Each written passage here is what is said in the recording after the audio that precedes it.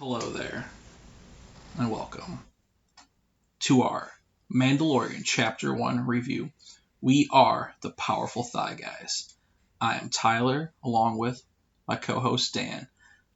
Hello. We host a podcast called the Holocroncast, and we are here today on this joyous day, November 12th, 2019, the day that changed Star Wars forever.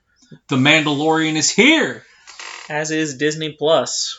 And we will be breaking down and spoiler reviewing the first episode of The Mandalorian. It says spoiler in the title. We said spoiler here. If you get spoiled from this point forward, I do not feel sorry for you. It is your fault. We will be reviewing every episode of The Mandalorian. Spoiler, breakdown, talking about it, what we liked, what we didn't like, what happened, just discussing it as a whole. And there's some stuff to talk about today. There's definitely some stuff to talk about with the pilot. Yes. It was an interesting day because Disney Plus went live last night at about midnight our time, Central Time, and we weren't expecting it till like 5 in the morning based on the website, but it went live. Everybody's been seeing this, so hopefully this is coming to you in a timely manner. But yeah, Mandalorian. We had some interesting troubles trying to watch this to start out with. Really bad audio desyncing. Yes, the Disney Plus would plus twice. You know what I mean? The Disney Plus. And it's like, okay, we get it. There's enough pluses and it's unsynced yet. But we finally got it, Dan. And we were finally able to watch it. And boy, was it glorious. It was pretty good. You could tell they put a lot of money into this show. Yes. And I appreciate that. Just the set design, the costumes, everything is really well done. Everything had it was very high budget. Mm-hmm. It felt like it had the budget of like a mini Star Wars movie. Yeah, it looks like you're watching a Star Wars movie, but on your TV at home. Yeah. It felt like in 40 minutes rather than 2 hours. I was very impressed. It was exciting. I know at Star Wars Celebration we saw them talk a little bit how for the ship they did do what they did in the original trilogy and built like a little model and filmed that instead of CGing it. Yeah, which is really cool. Because it looks a lot better. Yeah. Those little transitions look really good because they used like an actual model. Yeah. So, what do you want to discuss first, Dan? This has been there's one major thing that happened this episode that's kind of a big deal. A really big deal. Let's just talk about the Mandalorian first. Him as a character first? Yeah, I feel like they did a very good job of making us interested in this guy's history. And making him very mysterious. Mysterious, yes. Because in this episode, he gets a job from...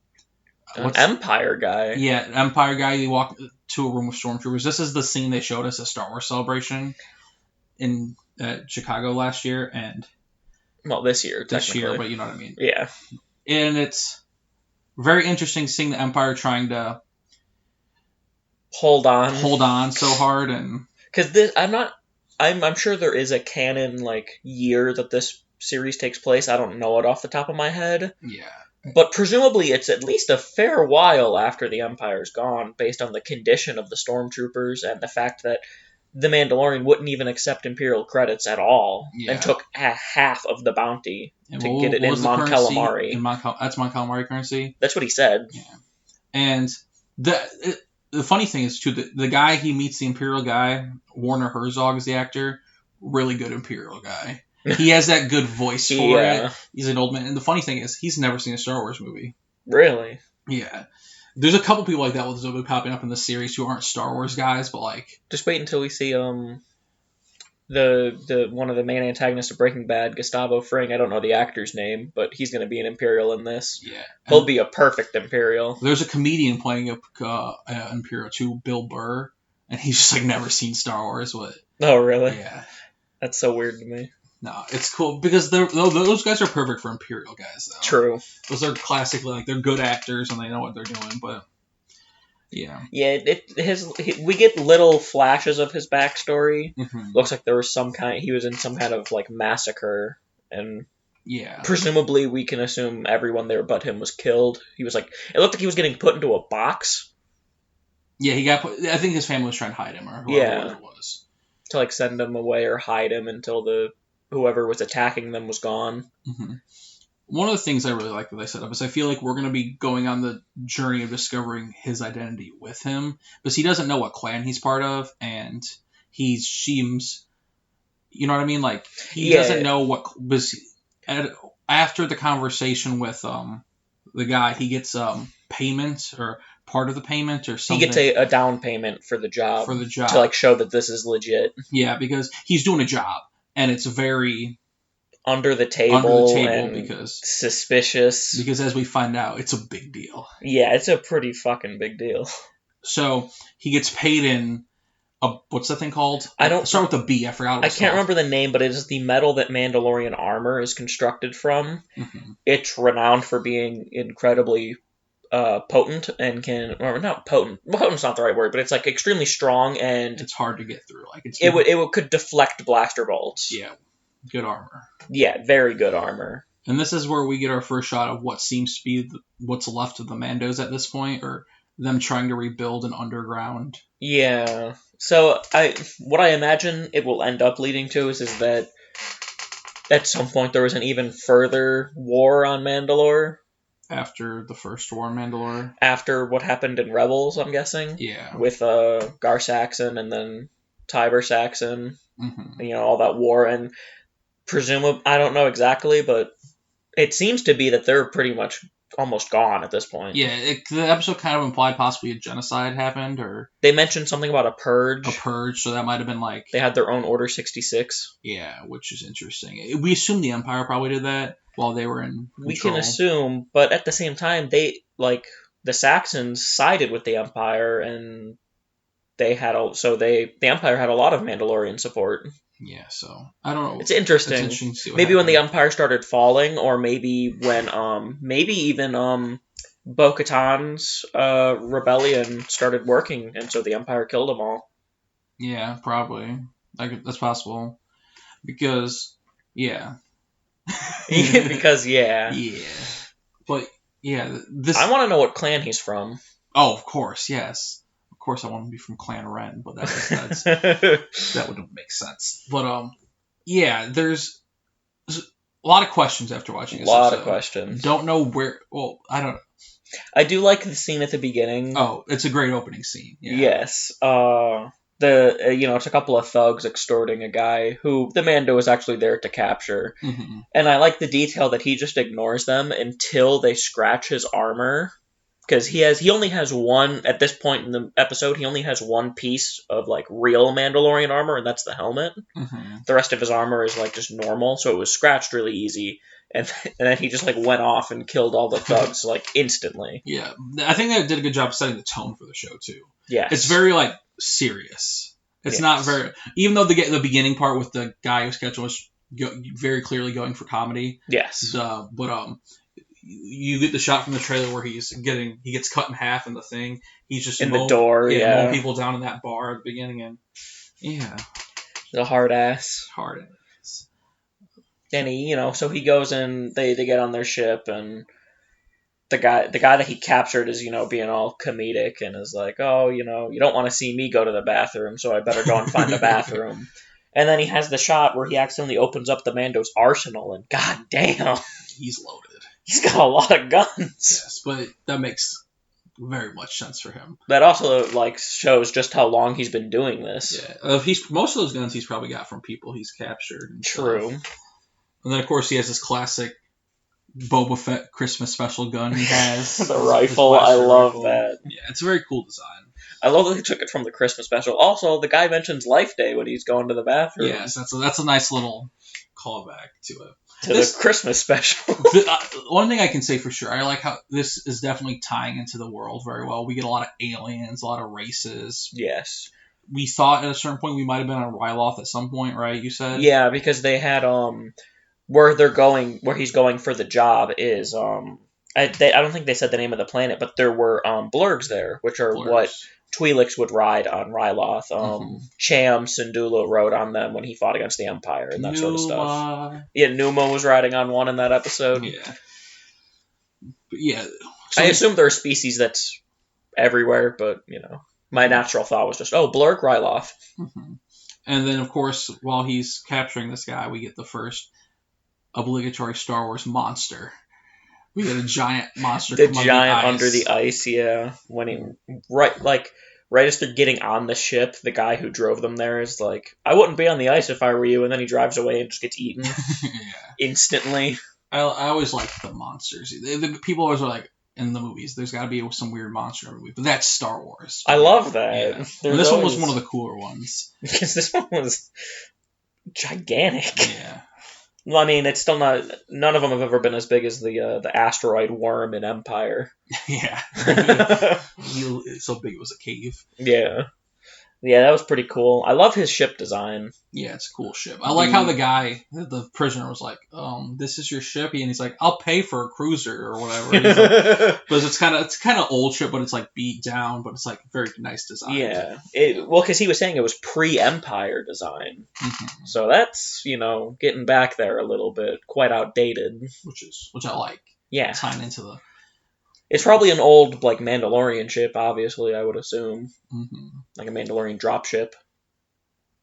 Something a little bigger than a Gauntlet starfighter, which is what, Gar Saxon and Darth Maul had, because Darth Maul stole it from Mandalore. The scimitars of Mandalore?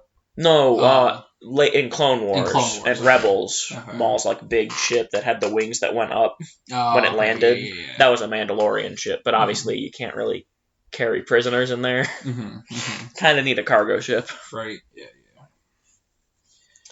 But yeah, the Mandalorian culture has always been interesting, and I love how we're going to explore that in this.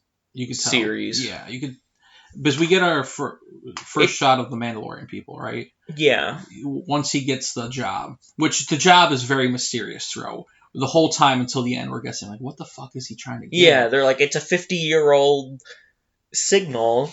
An old job. They didn't even have all the right codes for it, so the Mando had to manually track it. Well, I'm sure they had them. They just don't want to give them because obviously, once we find out, it's very sensitive. True. And yeah, we get to see him get one of his first piece of Mandalorian armor. Yeah, he gets a pauldron, which is also interesting because it shows that he's not just a selfish bounty hunter, because he actually gives the access materials away to have another orphan get a piece of armor. Yeah. Because the lady who melted it down was like, there's a lot extra here. And he was like, that's good. Mm-hmm. Yeah, I like that. That's pretty cool. Helping out the kitties. Yeah, you can't just be all evil, Well, I don't... bounty hunters aren't evil per se, but they're always portrayed as evil. Well, they always are portrayed as selfish, they're doing everything for them. But I think the Mandalorians are kind of not as Mandalorians are interesting bounty hunters because the Mandalorians are more about their family and their culture, they're very and connected. Their tribe, but they also do bounties and stuff. So they're actually especially during this age when Mandalore is basically kind of it's not what it used to be. Back in the day, I'm pretty sure Mandalorians would never bounty hunt. Yeah, I don't know though, because they were always warriors and they started wars usually with each other. Mm-hmm. That was always their lore. The lore. Inter-clan wars. And they were the only non-force sensitive group of people who actually were able to go to war with the Jedi and survive for a while. Yeah, it's only for a little while. I mean, yeah, of course the Jedi end up winning, but yeah, if you can go toe-to-toe with them. If you can go toe-to-toe with space wizards with laser swords, I think you're pretty good. Yeah. But then... there's two characters we meet in this. Yes, two other. I can't pronounce his name. Kuiil, played by Nick Nolte, and then we get IG-11, who is voiced by Taika Waititi, which isn't super obvious. He doesn't have the inherent he's silly, but he's not Korg silly. Yeah, he's not Korg, but he to me is the standout character from this episode. Obviously, other than the Mandalorian. I just thought the scene with him, which we'll get to, is super fun. For which character? IG-11. Okay. But because you said both of them, so I wasn't sure which one you were referring to. But yeah, he's going.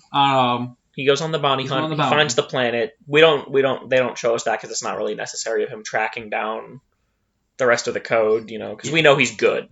We're really not sure what planets they're going to. None of them are like super obviously named. Or Yeah, anything. it's not like in like Rogue One where the name of the planet flashes on screen. I wish. I like that. I do actually like that a lot.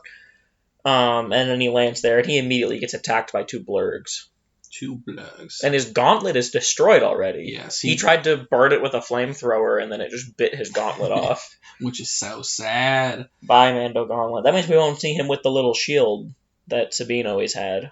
Maybe he has another one in his gun rack. True. There's also where he shot the cord from when he grabbed the guy and got the door to cut him. Yeah. It was on his gauntlet. Oh, yeah. Mando gauntlets are just a bag of tricks. Yes, they're great. And then you meet Kuil. Kuil, who is interesting. He's a little what is he? What race is he? I don't know what race he is. He looks close to an Ugnaught. Yeah, he kind of does look like an Ugnaught, but not. I'm not sure if he is, because I'm not used to seeing Ugnaughts in live action. Mm-hmm. I'm used to their animated version where they look more piggish.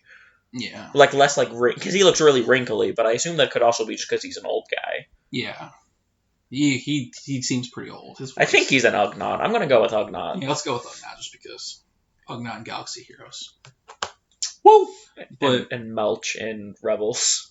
But I like Kuil just mainly because every time he's done talking, he says, what does he say? I have spoken. I have spoken.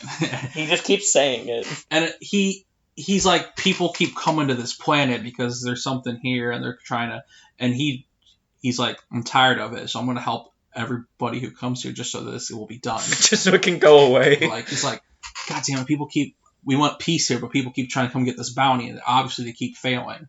Which is interesting to me because, let's be honest, those people guarding the base weren't that quality people. But there was just a lot of them. Yeah, quality. There's a lot of quantity. They had the stormtrooper. They had quantity over quality. Yes, and that works sometimes, especially in war. Yeah, it can definitely work, especially when it's just the enemy, they couldn't get the door open, so they're going to be pinned there, and then it's a shooting gallery then, just unload, like they did. Yes. And at this... We have a little scene where the Mando's trying to ride a blurg. Yeah, it's fun stuff. Because Kuil's like, you can't get there unless you're on a blurg. Mm-hmm. I assume because there's no speeders, and it's too far to walk. Yeah, and plus it's probably super, obvious when you're coming in on speeders. You can probably go more. Sure, you can be a little bit quieter. And the Mando tries to give up and is like, do you have a speeder? And the guy's like, come on, your ancestors used to tame creatures all the time. Yeah, making them... Calling out his pride. Yes, which Mandalorians... A lot about pride. Very prideful people, so you call it out, and then he gets on the thing and rides it. Yeah, he gets on that bitch and rides it. And then they arrive at the bunker. And the Mando's trying to be all tactical and is, trying to study and see where the guards are going and everything. And then IG-11 just walks up to the front door. And just starts mowing people down. Spinning all around. His body is really cool. I really like him. He's just, rotating constantly, just opening fire on everyone. Literally, everything on him is rotating. The eye thing rotates, his hips rotate, his body's rotating, and they're all going different ways at different times. Yeah. And he's just... And they're all pinpoint accurate. Yeah. It's not like he's just spinning and shooting at the same time. They're all one shot, just spinning all around. So it's really accurate. Yeah. I really like that. They set a good tone for possibly what the action for the series is going to be with the Mando and them. Because the action sequence in Sorara, A+. Yes. Because once he starts mowing people down, then he's like, they start talking. They're like, dude, get over here. And they're like... I like their conversation together. Yes. IG-11 shoots him. Yeah, because he thought he was a guy. And he's like, I'm part of the guild, dude. Yeah, chill out, bro. And then I like how he... Because Dre has such a different personality than a person. Yeah. Their back and forth is real well, but he's like, dude, let's make a plan. Come on, we'll work together, we'll split the bounty. And he's like, what does he say? He's like, that is beneficial for us or whatever. Like, yes, that works. He says something very formal. But he's like, we'll split the bounty. And he's like, that is adequate or something. Yeah, like that. yeah. And I'm like, it fits because he's a droid. And then of course they're trying to take down the people, and there's just too many of them. They get pinned eventually. And my favorite thing, one of the funniest things is he's like, I will self-destruct now. And Mandalorian's like, no, stop. Yeah, he keeps trying to self-destruct. He has a little chest cavity with a door on it that opens up, and there's just a thermal detonator in there. Mm-hmm. And it gets to the point where the Mando's like, stop! Just stop, because as a droid, he's like, protocol says if I fail, I have to die. They can't capture me, or else they'll hack him. And then the Mandalorian's like, stop, we got this. Because Mandalorian, renowned bounty hunter. And he's like, this should be, everyone he's talked to up to this point, he's like, this should be easy for you. And so he's like, dude, don't die, we got this. And then what comes out? A giant machine. A giant turret. And because he's like, we'll gun them all down. And then they both jump out, and then the turret rolls up, and then they just fall back behind the pillar. He's like, change of plans, okay? I like this. I really like this sequence. I like it. It is comedic, but also not overly comedic. Mm-hmm. You have a lot of funny moments, but it's not so overbearing that it ruins the mood. Yeah, because it's just him trying to kill himself, which is funny. Pretty hilarious. Especially, it works really well because that is what a droid would do there. Mm-hmm. It's all right. We've gone through all the protocols. There's only one thing left. Funny that the Mando can override that, but that just makes it funny. Yeah, it's funny. It's funny. I assume it's because they're guildmates. Yeah, he's like, okay, I'll listen to you. Yeah, programming says I can listen. But the next sequence I really enjoy, which is them taking down the turret. Yeah, the IG-11 runs out as a distraction and gets gunned down. He gets fucked, but it allows the Mando to use his fiber cord. Pull the guy off the thing. Oh, so he does have another gauntlet then. Yeah. If he has the fiber cord. Yeah, because he used it there. He pulls it, and then it gets on the thing, just mows everybody down. He pulls the turret, shoots the guy when the guy falls off the turret, and then jumps on the turret himself and just spins around and guns everyone down. I really liked the score that was playing at this point. It set the mood very well for what was happening. The score was really good for this. I really enjoyed it. I wonder who did it. Michael Giacchino. He did Black Panther. Oh, that's right. You were telling me about that. Yeah. He won an Oscar for Black Panther's score. So, yeah. He's a pretty good composer. He's one of the more composers that most people would know. Interesting to get an Oscar movie composer to compose your TV show. Well, they put a lot of money into this. True. And for a good reason. Absolutely. Because what we're about to find, what we're about to talk about, is massive. This is probably going to be the meat of the podcast. Yes. Not the podcast, the review, because this is the most interesting thing that happened. But yeah, they kill everyone. And they open the door. They're like, another guy walks out. They just mow him down. Yeah. Come on, dude. You had the quick draws. You had the drop, and you still fucked up. Come on. Mando's quick draws. Fucking these pirates, man. Mando's quick draw is on point, though, we get to see. The guy peeks around the corner, just gets him. He's max speed stat. He is a cowboy. Space cowboys, like they said. And they're looking around, his beeper's going off. He gets closer and closer. And it's this little white orb, and you're like, what the fuck? Because up to this point, they're 50 years old. We're speculating. Yeah. And once we saw the pirates, we're like, Hondo. Yeah, this has to be Hondo. We were both like, it's got to be Hondo, right? Because who else would be here? Because we had heard that there was something huge in this episode. It was there's something that happens that's damn. That's damn. And they're right. They open the pod, and what do they find? A baby Yoda. Dan, what the fuck? We only know of two. See, it's called a baby Yoda because we don't know the name of the race. The race doesn't have a name. There's only two in existence in history, Yaddle and Yoda. And we're 50 years old, makes sense. It's a baby. Yoda's 900. Yeah, Yoda is 900 years old when he dies. Or 901 or something like that. What does this mean, Dan? You can assume that probably the big deal that I'm going to assume is that this is a very, very force-sensitive race. Has to be, yes. Because the only two members we know of were both on the Jedi Council. Mm-hmm. And one of them being the Grand Master. It makes sense why this thing was so under the table. They're yeah. They're so under the table. But what's also interesting is that the guy said you can bring it back dead. Yes, which is... I get because it's more dangerous to them than...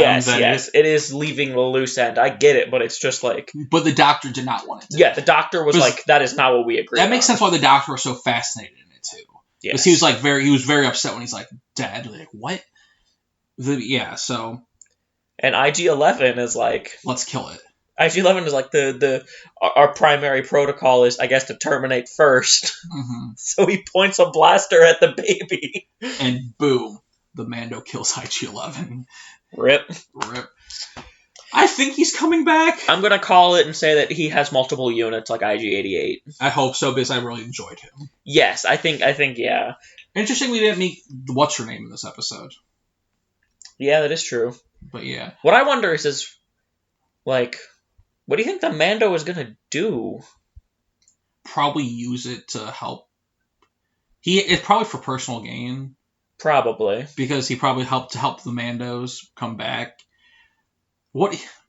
That's why it's so interesting and why this episode's so good, and I'm so excited for the rest of the show. Like, what does this mean? Yeah, what? Like the people are saying, this really opens up the world in an interesting way. Yeah. Another Yoda. Does it mean, how are Yodas, like, born? Like, where do they come from? Do we know? No. We know literally just about nothing of his race.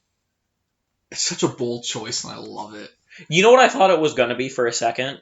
What? I thought this was going to be like, because I don't know what year this show takes place. I thought it was going to be like, this is like right after episode, or this is like, 11 years after episode 6, and it was going to be Baby Rey. That would have been cool. That's what I thought it was going to be. I saw the pod, and I was like, it's Baby Rey. Baby Rey's 50 years old? No, but like they were developing it for 50 years. Yeah, that makes sense. Part of the secret project on Jakku. There you go. It's just what I immediately thought of, because I was like, what would be in the baby pod? What? Because it looked like a little cradle, so I was like, baby. What would be a baby? Is it Rey? Like, didn't have too much thought put into it, obviously, but it was just my instant. The first thought I had when they said 50 years old was like, I'm like, is this Hera? Is this a Rebels character? Is this Zeb? And like, because that's where my mind goes a lot, because Dave Filoni, obviously. Yes. Directed this episode. Great job, Dave Filoni. He's directing this episode, and I think the finale, maybe. I know, he's directing 2 episodes this season. Out of, how many? 10? Yeah. Okay. But, yeah. Baby Yoda. Very fascinating. I want to know, like, where they, like, what is he going to do with it? What's going to happen with this child? Obviously, this puts a bigger target on his head if people start to realize. I'm more interested to see what happens. See, this is interesting how this could tie into the universe as a whole. But it's what happens when people find out that this thing exists? Like, you gotta assume, like, Yoda knows this exists as a Force Ghost up there. But, like, you know what I mean? It's his race. Because we gotta assume, like you said, he's highly Force sensitive. Yes, but I don't know if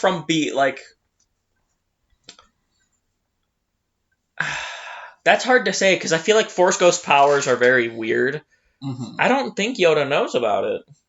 I don't think anyone knows. I'm interested to see, though, if people do find out how it's addressed, because, like, as of now, we had no idea this happened. Like, obviously, this would be important for the Republic, for the Resistance, for the New Republic, or whatever. But obviously, the Empire knows it exists. Yes. I'm interested, though, because I feel like the people in charge of who found him, it has to be someone more important too, you think, right? Like, that would have Yoda. Oh, like, rather than just a bunch of pirates? Just a bunch of pirates. Unless they stole him and it's just been a constant, like, he's been plopping from faction to faction people. Well, they make it sound like the pirates have been guarding him for a long time. Maybe Hondo is their leader. Maybe? But then why isn't he there? I don't know, that's a good question. But I feel like this thing's so important, like, you think someone more interesting or like, more than just a bunch of pirates would be watching him. True. It is, yeah, I could see Hondo being the one watching him, and maybe Hondo's, being Hondo and is just, walked off to go and do other stuff and just left his boys to guard it. Yeah. Because, Hondo's very carefree. Mm-hmm. What I'm most interested in is that there is exactly one person who this child would be the most important to. Luke. Yes. This kid would be a big deal to Luke. Assuming, of course, that this is... Like, it has to be a super Force-sensitive race. Yeah. And if so, that would be, if Luke were to find out... People were always speculating, will Luke or when will the first Force user show up in the show? I think we found him. Yeah. First episode. Now this is going to be interesting to see how, like... This is such a good fucking cliffhanger, dude. Yeah. Because this could tie into the world in so many different ways. That's why I get the feeling. Well, that's why I feel like the Mando is gonna like try and like keep the kid and find a better place for it. Yeah, that's the thing. Is he gonna try to get it to the Republic, or the Mando's gonna keep it and try to raise it? Like, what's gonna happen? Because I don't think he's turning it over to the Empire guy. Yeah, I don't think so at this point. Which is probably why the Breaking Bad guy is gonna go after. Yeah, him. That's true. And then they'll find the lady eventually, and shit will I don't happen. remember her character's name. Yeah, I remember the actress, but yeah, they'll find her eventually. But yeah, very, very interesting. A lot of interesting things happening. Very good pilot episode. Yes, very good. I don't know when the next episode drops. I assume next Tuesday. Potentially, I'm not sure. Or yeah, but I don't know how television drops. But when it drops, you can expect us to review it right away. You have any final thoughts on this episode, Dan? I loved it. Great start. I'm excited to see where it goes. The cliffhanger, like you said, was A+. So interesting. We could talk about that for like hours. It gets you so ready to talk, and that's exactly what they were going for. I'm sure we're going to be talking about this for the next week. Probably. But yeah, that was our review of Episode 1 Mandalorian, Chapter 1 of the Man. Tell us what you think. Leave comments. Tell us what you thought of the episode. Yeah, what did you think of the episode? We both agree it was a great episode. Exactly what we're looking for. More adult Star Wars, more serious tones, more world building, expanding the universe. Tying the universe together as well. There are, I do want to say one thing actually to bring up, just as like, obviously for the first episode review, it would be a good thing to bring up. What do you want to see out of this series? I almost said franchise. I want to see everything about the franchise. Yes. I just want to see more Mandal. Are you talking about them or me? You. Okay. It's a little bit of a topic to talk about before we end the episode. I hope to see, obviously, I think this is a good chance to bring in more characters from the universe, like Luke and Rebels characters, and because obviously the Force is going to be important in the show. I want to see more of the Mando culture, of course. Yes. And more of I just like the underworld stuff. We don't have a lot of that right now in Star Wars, and so that's what I'm excited to see, and hopefully see some more interesting stuff. And of course, see who this character is, and what he's fighting for. Yeah, like what's his drive? What's the Mandalorian wants out of life? Like what's he fighting for? You know. My most interested thing is to see, like you said, more of Mandalore. I want to see them talk about all the stuff that's been going on in Mandalore, because that's just a very interesting world that a lot of people have criticized the Disney era Star Wars for kind of underutilizing. Because Mandalore hasn't really been too important in that many things. Only to Dave Filoni, really. He's the one that's pretty much. That's why it's perfect that he's doing this with Favreau. Yes, like he knows those two probably know the most about Mandalore than anyone at Lucasfilm, other than like the team that keeps track of canon. Yeah, but like it is very because I want to hear them talk about like how did where's the Darksaber? What happened with Bo-Katan trying to fight against the Mandos that were siding with the Empire? That's what I'm most excited for personally, to see the conclusion of that like rebellion, because that was its own like contained rebellion. Sabine sparked it and gave the Darksaber off to Bo-Katan. I'm gonna just see where she's at too. Like, where's she at in all this? Which one? Bo-Katan. Yeah. Like, what happened to that? Like, what happened to them? Yeah. Like, I want to see. I'm sure we will, and I'm very excited for that. Yeah. So tell us what you're excited to see in the comments. Yeah. What are you excited for? What do you think of it? Anything we did wrong in the review? Well, yeah. Tell us how we could do better. But yeah, follow us, Twitter, Instagram. We do have an Instagram, but we don't post. Powerful Thigh Guys. Check out the Holocron Cast, and yes, we'll talk to you next week about the Mandalorian episode, Chapter 2. I gotta get used to Chapter 2. Right. Enjoy your guys' day. Baby Yoda!